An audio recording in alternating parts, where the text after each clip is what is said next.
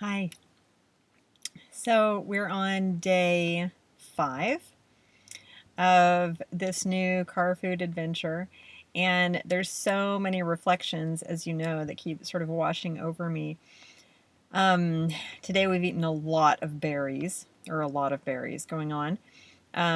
Also some bread, but I started feeling rather sluggish and kind of discouraged for no reason this afternoon. I'd gotten a lot of work done, and a whole bunch of neat things were going on and I was hungry, and so I did have some bread, but it just was not doing it, as bread sometimes will not, obviously. And so I went and got a couple of juices, as you may have seen in the Instagram. And although I'm not sending this out at the same time that I'm sending the Instagrams out, so you can look at this and remember back to the Instagram of the juice. But I did that, and it didn't quite buzz me the way that I expected it to. I think it was not quite fresh made. It was maybe a day or two old. And of course, fresh made within the last 30 minutes has a different effect. But I did have that. And then I was really needing some blueberries. And thankfully, the universe just brought many, many blueberries for very inexpensively, just pretty much to my doorstep. It was pretty amazing. So I've now had a pound and a half of blueberries, and all is well. Um, but I was doing a walk down to the beach earlier. I got a little lost on the way to a park, and I ended up at the beach, and going along some boulevards that had just some beautiful, beautiful homes. And what I found was a couple of things. One was, I thought the people in there are dealing with all of the same things that the people out here are dealing with. And I know that because I know some of the people who are in those homes. Um, and so that was a reminder. And especially after the last several weeks of sort of trying to find where I wanted to steward my resources and what felt like home and different things like that. Really, for the past 3 or 4 months, this has been a question that I've been asking and moving through. And so that was one good thing to be realizing. And then another was every home that I went past was just more beautiful than the last. I'm telling you, like, these homes were just incredible, right? Some humongous, some just merely quite large, and but all just magnificent, in their own ways. But I thought, if I were to live in one of those homes, I would really be thinking how amazing the other 10 or 20 on the block were. And I know many of us observe that, or we have sort of this consciousness in America of that being the case when we get too much money. But, the too much money is sort of its own problem in our consciousness, right? So I'm not even going to get into the scarcity mentality that sets off that buzzer in us, but not today anyway. But what I really thought about was, I was looking for some kind of effect, and we look for some kind of effect when we're looking for housing, right? And these four walls are supposed to mean something. They're supposed to give us an effect. They're supposed to bring us, I'm going to say, peace. Peace and a sense of home and a sense of gentleness and a sense of cocoon, a sense of womb, a sense of settledness. And as I was walking down these streets, realizing the angst that would exist living in such homes, and inevitably, of course, going to visit others in that same echelon that looked completely different from your own and couldn't be compared, but that you might compare anyway, and never to good effect. I thought about walls for myself, and that journey toward what we're really looking for, what I'm really looking for, what I've been looking for, and all of the ways that coming home has actually been quite anxiety producing in certain ways, for actually quite a long time. I get done with my day, and sometimes there are people in my house and sometimes not, but mostly not. I've lived mostly alone for a long time, and just trying to understand like what to do with that, what to do with oneself when one is not witnessed from day to day is pretty confounding. It has been confounding for me anyway. And so seeing those homes today really had me move through some of that for myself, and just brought, again, just such a confirmation of what I'm doing out here right now. I'm out here really in a monastic setting. This is my covenant.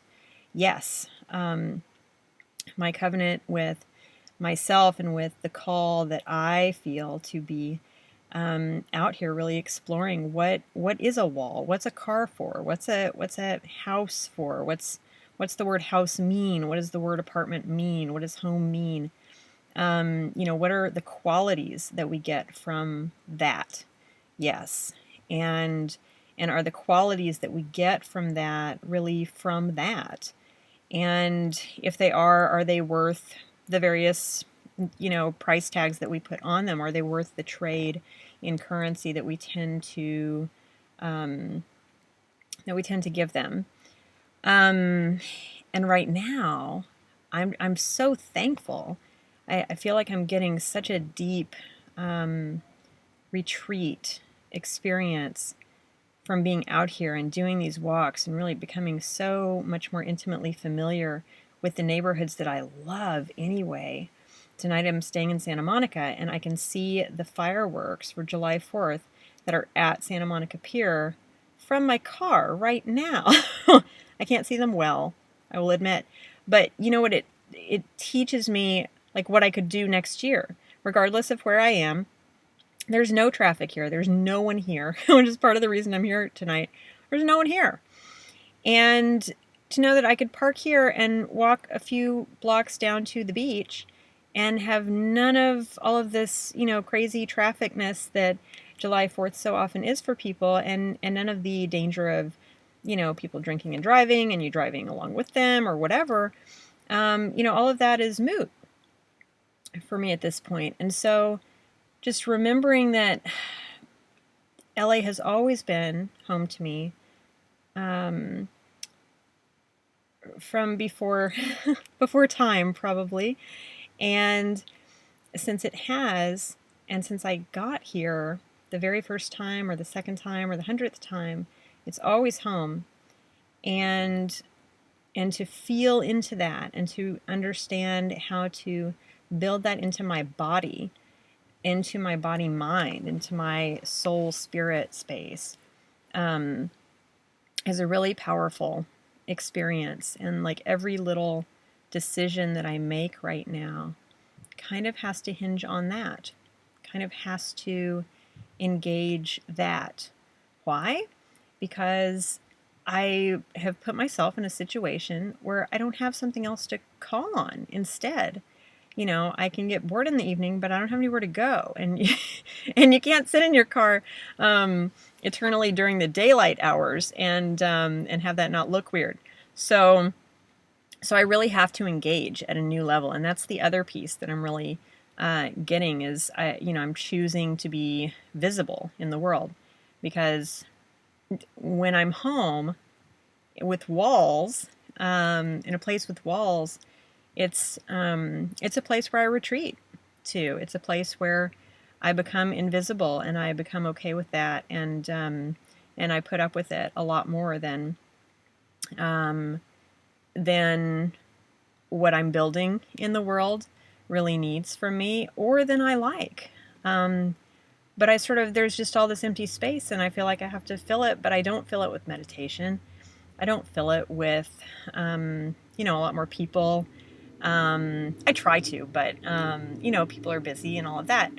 Oh, there goes the light again. There we go. We're normalizing. No more blue skin. So it's really pretty enlightening. and a bit humbling, but also very safekeeping. I feel like I am in ashram. This is the first time in my life where I have felt compelled, impelled even, really impelled to get up at 4 a.m. because I have a 6 a.m. prayer call with some people, and I want to have my stuff together. Before that, this is the first time in my whole life when I've wanted to do that. And because I know come 6:15, it's daylight hours again. And so praying in my car is going to become visible. And from 4 to 6, it's not visible. I can be awake and like really aware, and it doesn't interrupt the rest of the flow. Now later in my evolution and development, maybe that won't even matter to me. But for right now, it helps me to concentrate, and it helps me to not think about, oh, will people see me? Will I out myself? Whatever.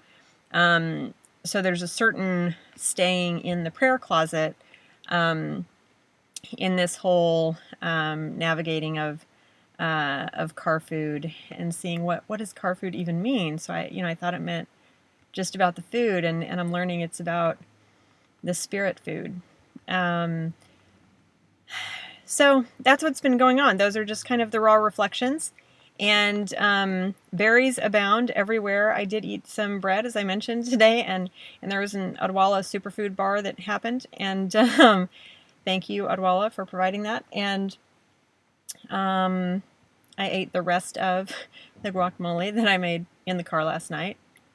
Pretty good. With the rest of the mission tortillas. And so we'll get something different tomorrow, probably so. I still have some tomatoes and still have an avocado and some garlic. So hoping we'll get to farmer's market tomorrow and see our citrus guys, which sadly does conflict with time at the spiritual center. So I'll just have to make that spirit decision when the time comes and buy really crummy lemons if I don't get to the farmer's market. But that's what I have to share for today. Happy 4th. You'll get this too late. It won't be the 4th anymore when you get this. But for what it's worth, happy Independence Day every day for you. Good night.